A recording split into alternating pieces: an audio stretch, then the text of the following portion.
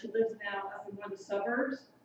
She's a very, very well-known author in her own respect, writing things for children all the way up to adults. So if you ever see a book by Candace Fleming, it's well worth your time. One summer morning long ago, a poor boy named Jack found an invitation slipped beneath his cottage door. It read, "His Majesty the King cordially invites all the children of the realm to the princess's 10th birthday party tomorrow afternoon in the castle courtyard." "A party!" exclaimed Jack. "For the princess!" His mother sighed. "Oh, what a shame you can't go." "Why not?" asked Jack. "Because we've nothing fine enough to give her," his mother replied, "and no money to buy a gift." Jack had to admit his mother was right. His pockets were empty except for the matchsticks he always carried. As for their few belongings, a spinning wheel, a threadbare quilt, a pitted axe, what princess wanted those? The boy thought a moment. "Ha! Then I will make her something," he declared. "I will make her a cake." "From what?" asked his mother. "From the dust in the cupboard, from the dirt on the floor?"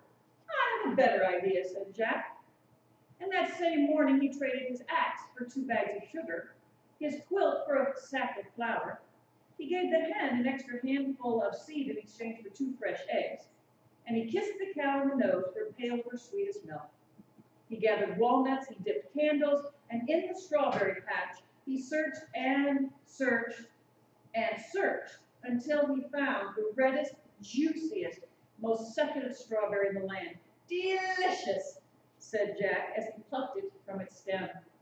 Then he set to work, churning, chopping, blending, baking. That same night, Jack stood back to admire his creation.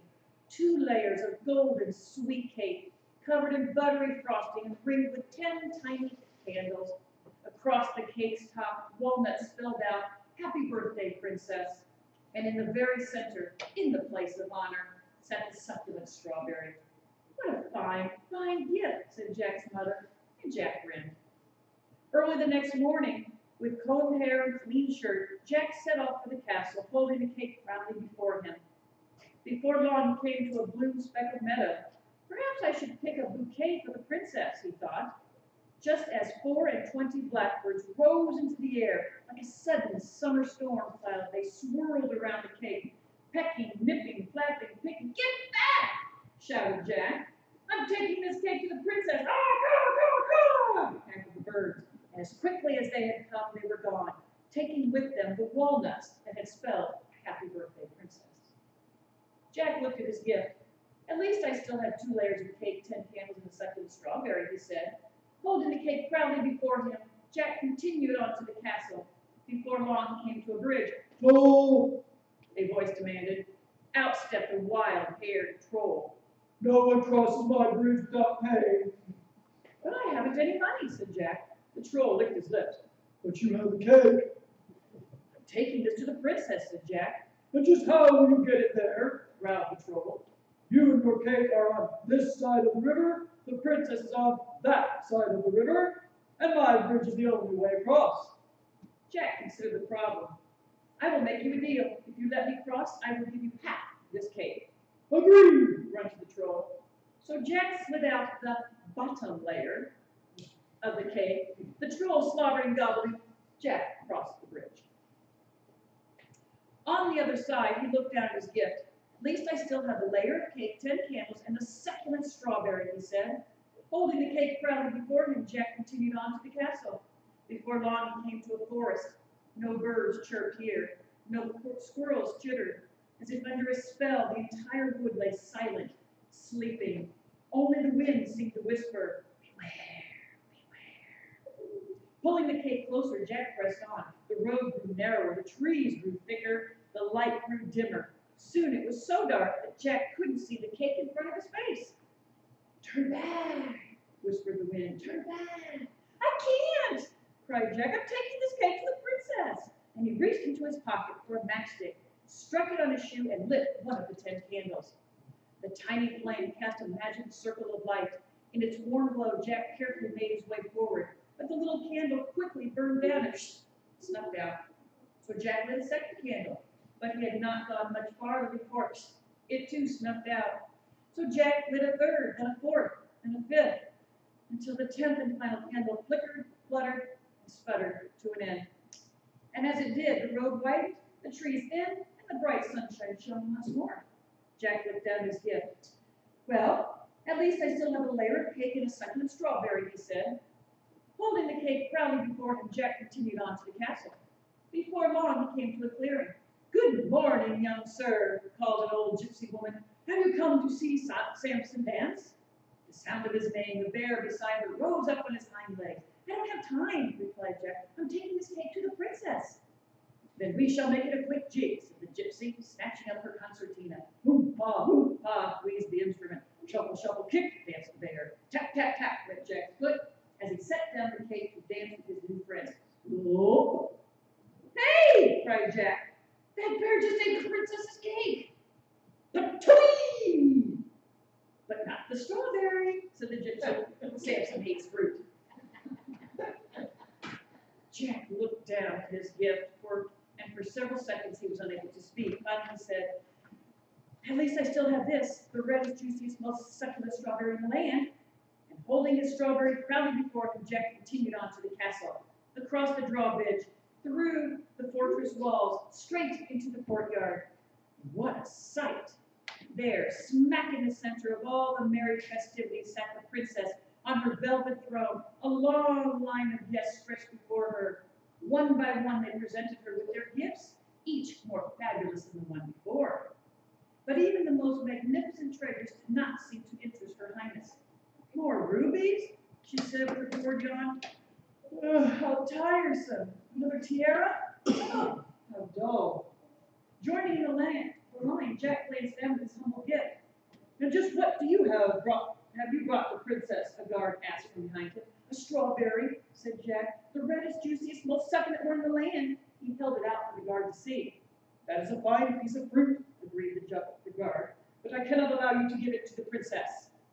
Why not? Asked Jack. Because she is allergic to strawberries. One taste and she swells up like a balloon. No! Gasped Jack. Yes, said the guard. I'm sorry, but you'll have to give it to me.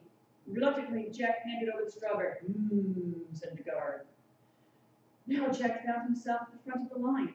The princess turned her gaze at him. And what have you brought me? She said. Jack gulped. He blushed. He shuffled his feet. Well, he knelt down. He took a deep breath. Your Highness, let me explain what happened. And he told the princess about trading for the ingredients to bake a golden sweet cake just for her. He told her about the swirling storm of blackbirds, the wild-haired troll, and the dark wood. He told her about the old gypsy woman and her concertina and the bear who loved to dance but hated fruit. And in the end, said Jack, I still had a succulent strawberry, but you're allergic to strawberries. He waited for her to yawn. So the gay guard ate it, he concluded. The princess laughed and clapped her hands in delight. Ah, a story! Oh, and an adventure story at that. That is the best gift anyone has ever given me. Then the princess rose from her throne and proclaimed, time for birthday cake, and my new best friend Jack shall have the honor of cutting it. You may enjoy her birthday. Sometimes, I would say more than often, the best gift is what you give from the heart. A story, an ear, a shoulder. You don't need riches to make someone smile and laugh.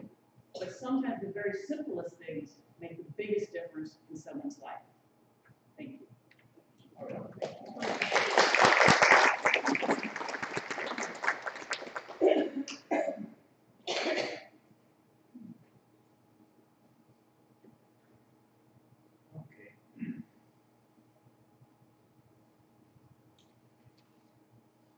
My words for you today come out of John's first letter.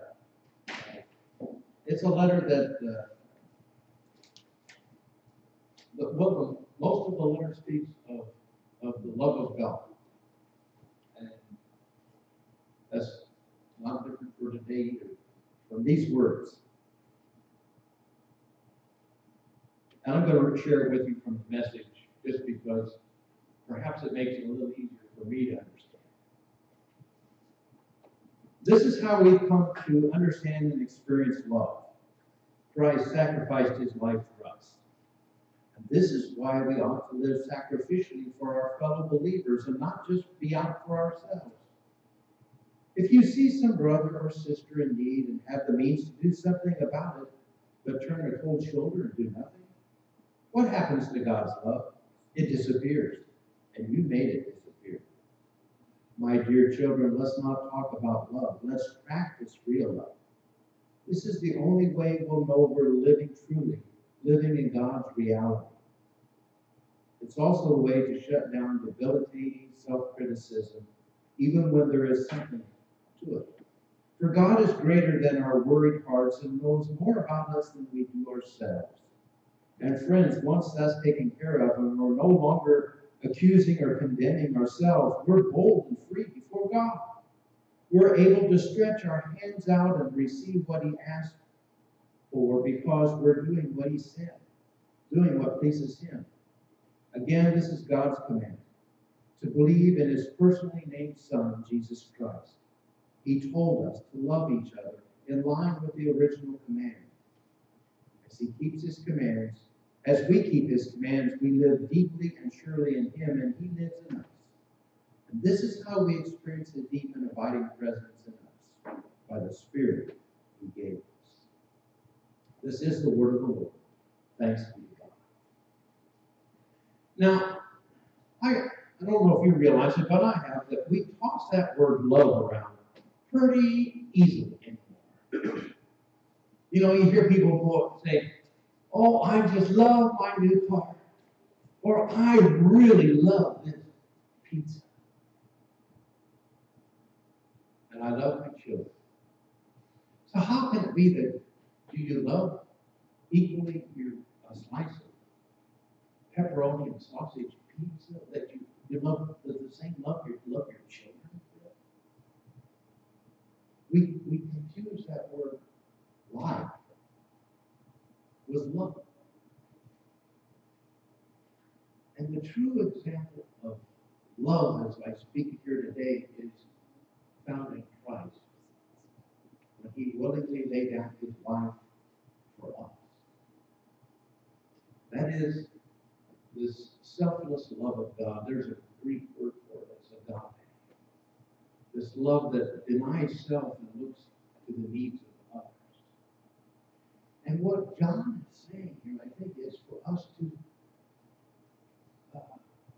realize that that's how we know that we are right with God, when we see the need of another and simply ask.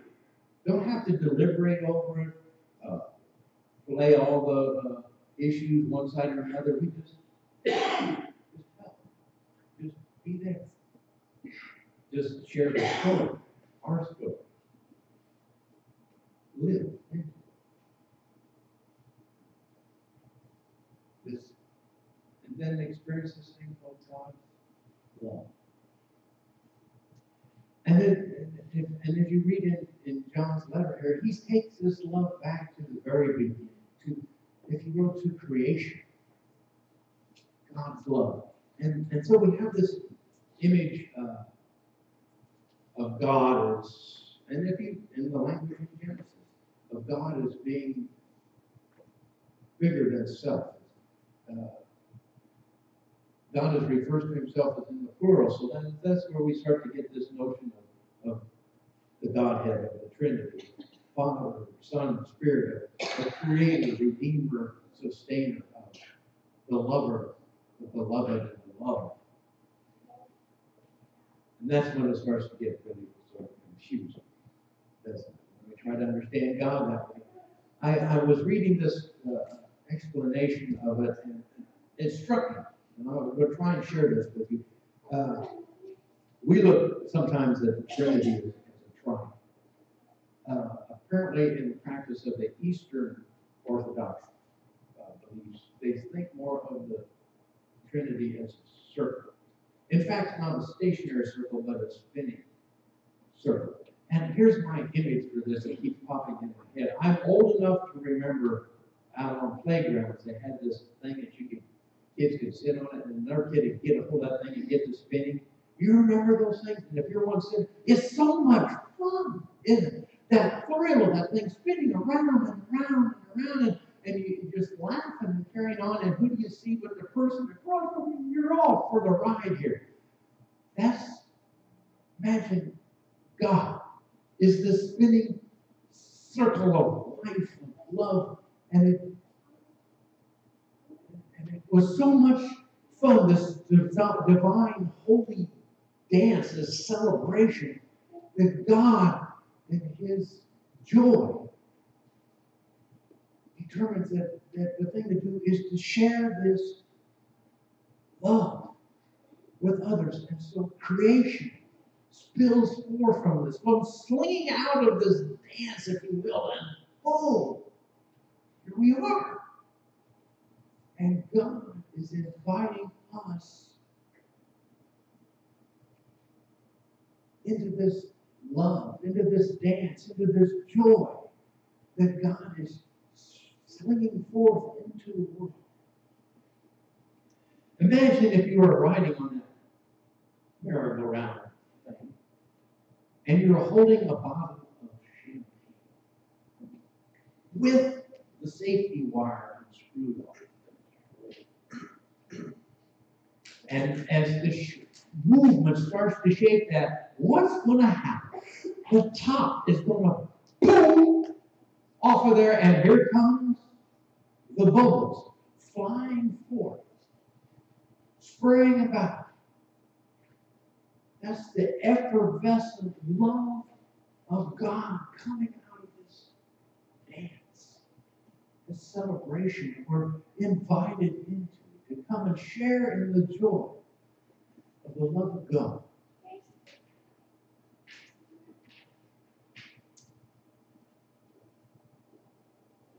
And John says, and when you're right with God, when you're living into that love, that's where you really find life. That's where the gladness that we sang about and coming into God's presence, that's where it is. It's entering into the presence of the love of God and then expressing that love through how we live our life. What was that? The familiar sound. I wonder if the laptop, the desktop computer is off in the office. Amazing. Maybe it was God on the phone.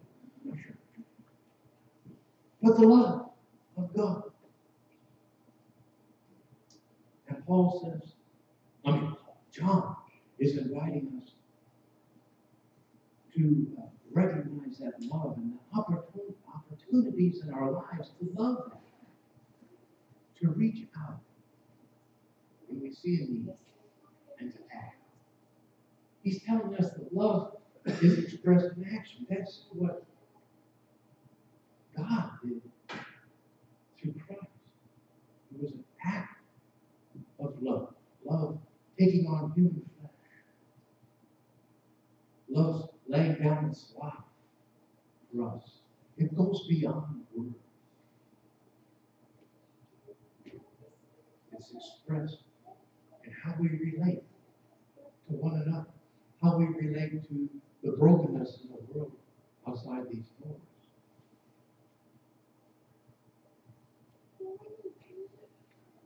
It's to love. I got another dance illustration, a little bit, if you will. This shows my age, but I bet many of you are going to know exactly what I'm talking about here and the song. Songs, actually. In the early 70s, there was a group, the Ike and Tina Turner Review, and the song was Proud Mary. Rolling on the river, right? And they always introduced Tina Turner as the hardest working woman in showbiz, because she would come out on the stage and she did not stop jumping, shaking, moving the whole time she was out dancing. And she continued as a performer, and we sort of forgot her for years and years and years. But back in probably, I'm going to guess in the 90s, late 90s, maybe early 2000s, she had a comeback. And the title of the song was, What's Love Got to Do? What's love got to do with it? That was her song. No shaking around. You get too old. By now, her hips and her knees have got to be shot. Anyway, but there's that thing. What's love got to do with it? And John would tell you, it's got everything to do with it. Love. That's what matters, is this love. In fact, when we get more caught up in ourselves, and when we try to better ourselves by putting somebody else down, through backsliding, through gossip, through slander, through whatever, we demean another person. John would tell you, now we're talking about the way of the world and what sin is. That's the opposite of love.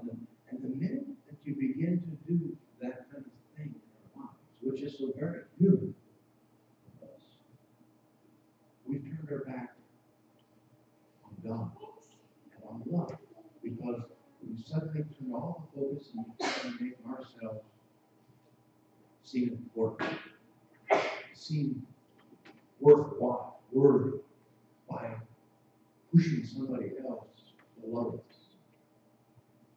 But the truth is, my friends, that our worthiness comes from one place. It comes from being the beloved children of God. That's the only place where our worth lies.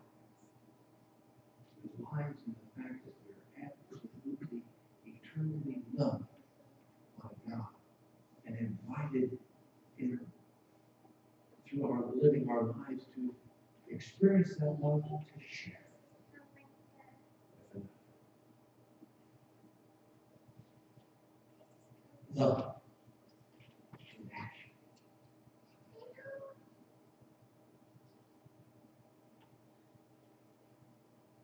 And John goes on to say, hey, we tend to beat ourselves up, self-condemning ourselves that we're not worthy of being loved by God, and how we're messing up all this. And he goes, and John said, well, don't worry about that. He said, because God knows the nature of our hearts, and God's love is greater than all that. And God will help you pass that place in your life where you're defeating yourself within, and remind you that you are His child. And once you're aware that that's who you are, and that's all that really matters, then with confidence we can live our lives fully out in the presence of God. Loving as God desires us to do. To seek opportunity and to respond. And maybe that's my verse for you today. May you,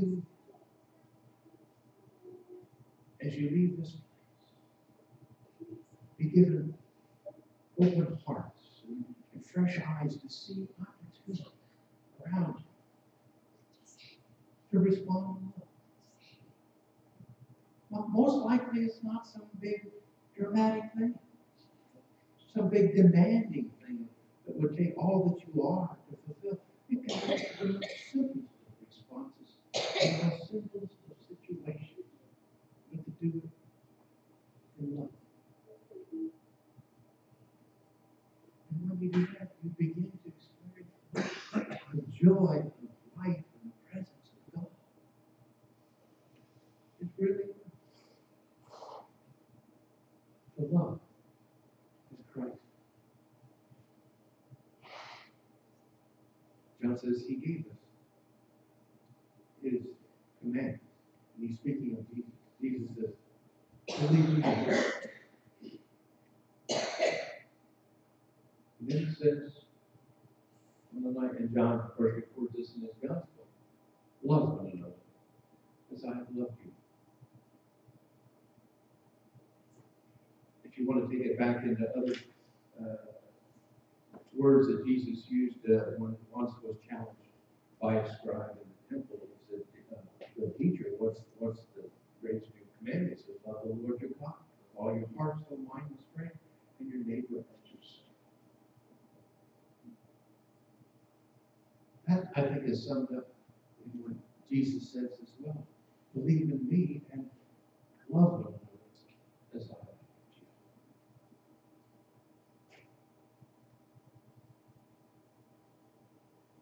you. May we, my friends, all our days, beginning today, love, free, abundant.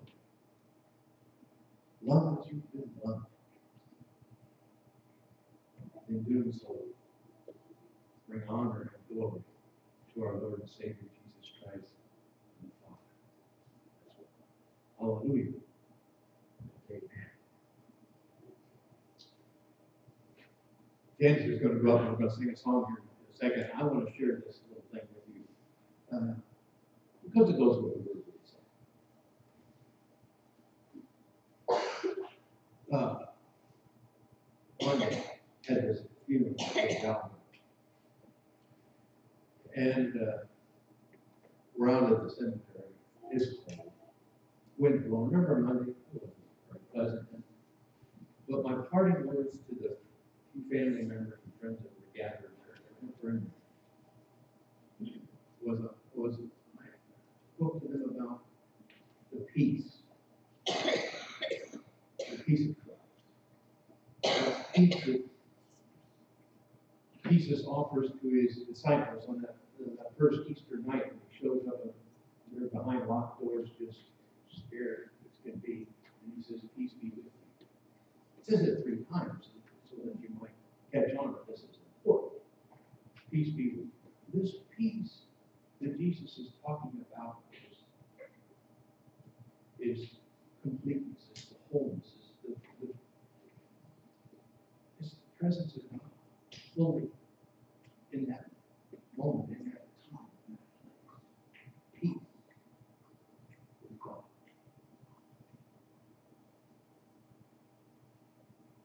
And I think those are powerful words at a cemetery.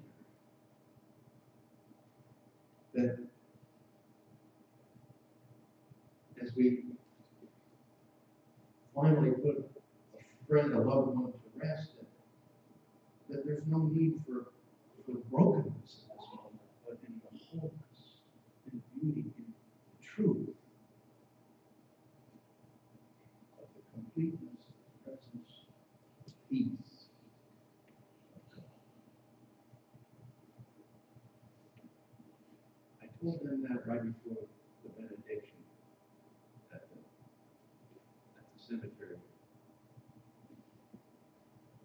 Lord bless you, keep you. Lord make his face to shine upon you, be gracious unto you, and lift up his countenance on you, and give you peace.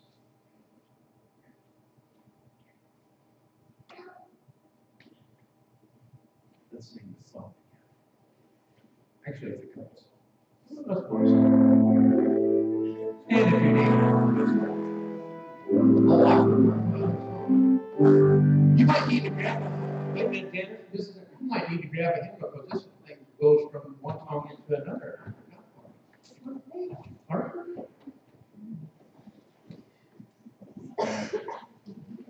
I need all the help I can get. That's a great song. Thank you. God will make a way. Somebody tell me the number. I don't know. 704. I got the words of 705. I can tell you that right now on the screen. But 704, that little praise for you. Yep.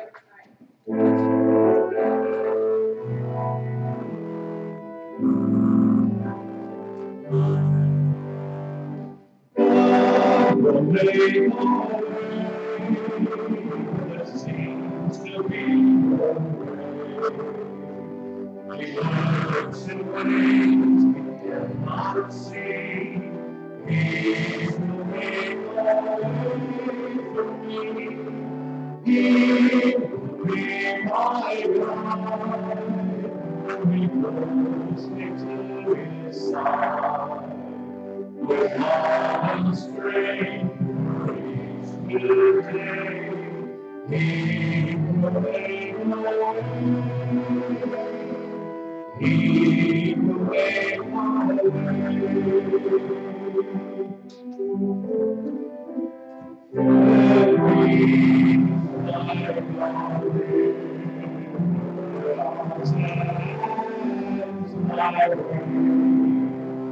And sorrows like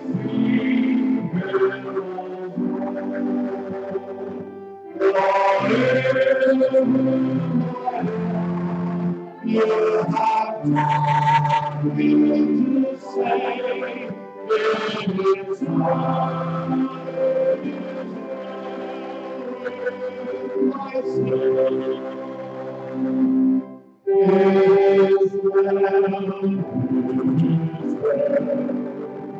My soul, my soul, it is right, it is my soul. My sin, all goodness, all this gladly has lost.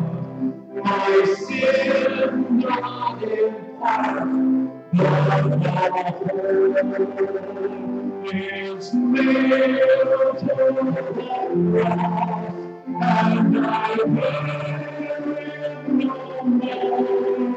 Praise the Lord, praise the Lord, my soul. It is well, with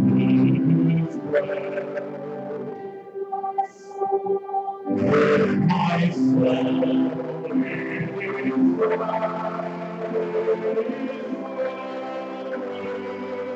soul, and Lord, peace not take, where nothing shall be signed. The clouds below as a scroll. The truth shall resound, and the Lord shall descend. Even so, it is well with my soul.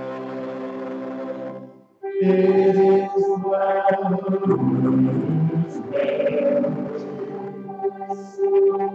with my soul.